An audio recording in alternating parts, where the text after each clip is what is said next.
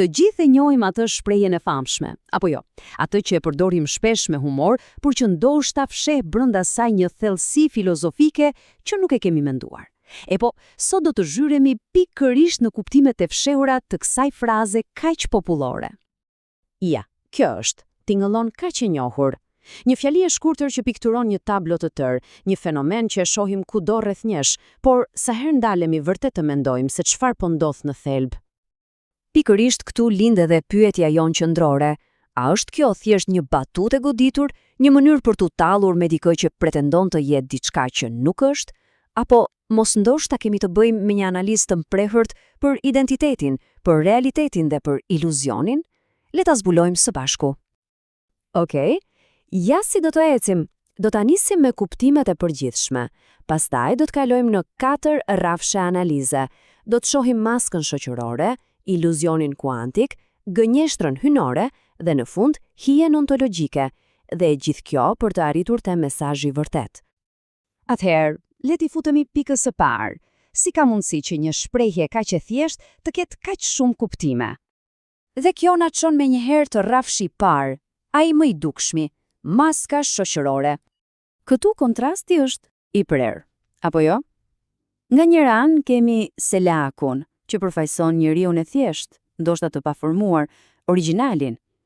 Nga ana tjetër, kemi frëngun e anglezin, simbolin e qytetërimit, të rafinimit, të asaj që konsiderohet e lartë. E gjithë ironia qëndron pikërisht te ky kombinim i pamundur. Pra, në këtë nivel, mesazhi është fare i qartë. Ti mund të veshësh kostumin më të shtrenjtë, të mësosh përmendësh 2-3 fjalë të huaja, të imitosh sjellje të sofistikuara, por nëse thelbi, përmbajtja nuk ka ndryshuar, e gjitha mbetet një fasadë.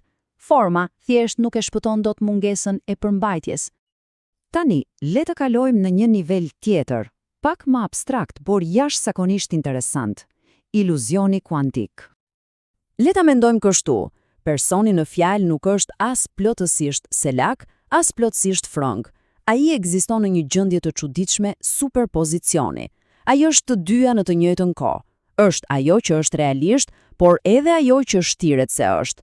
Të dy këto identitete bashkëjetojnë, përkohësisht.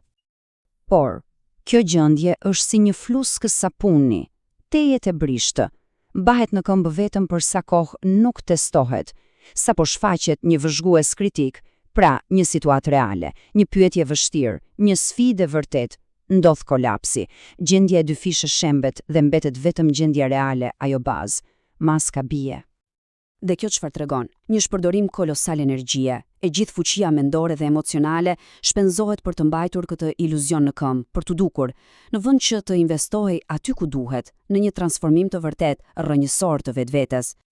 Dhe kjo na sjell te rrafshi i tretë, ai moral dhe shpirtëror, gënjeshtra hynore. Nga një perspektivë më e lartë, le të themi, vlerësimi nuk bazohet kurrë tek ajo që shfaqet, te statusi i jashtëm, rrobat, fjalët, maskat, nuk kanë asnjë vlerë. Ajo që ka rëndësi absolute është thelbi, ajo që je vërtet, sepse thelbi nuk mund të gënjej. Këtu problemi bëhet më serioz. Nuk është thjesht shtirje, por një gënjeshtër ndaj vetes, ajo që mund të quhet mëkati i krenarisë së rreme.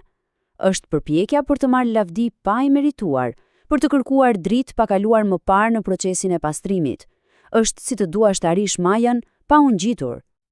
Dhe tani futemi në rrafshin më të thellë filozofik, hija ontologjike.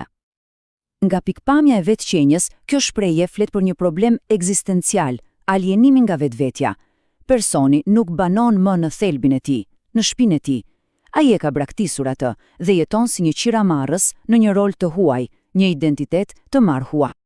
Po cili është rezultati final i këtij procesi? Një figurë tragjike në fakt. Një njeri që nuk është as selak i ndershëm, as frëng autentik, mbetet thjesht një hije identitare, një figurë pa rrënjë, pa peshë, pa substancë reale, një zbrazti e veshur bukur. Mirë, i pam të gjitha këto shtresa, po cili është atëherë mesazhi i vërtet që fshihet pas gjithë kësaj? Ajo që duhet kuptuar është kjo: shprehja nuk e dënon kurrë thjeshtësinë, përkundrazi, ajo dënon ashpër shtirjen. Ajo nuk po thot se qytetërimi i importuar është superior. Ajo që kërkon në të vërtetë është diçka shumë e thellë, një transformim real, autentik të qenjes, jo thjesht një lyerje sipërfaqësore.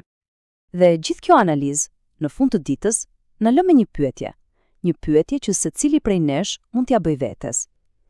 Përtej selakut dhe frëngut, në jetën tonë të përditshme, në punë, në shoqëri, çfarë maska zhveshim?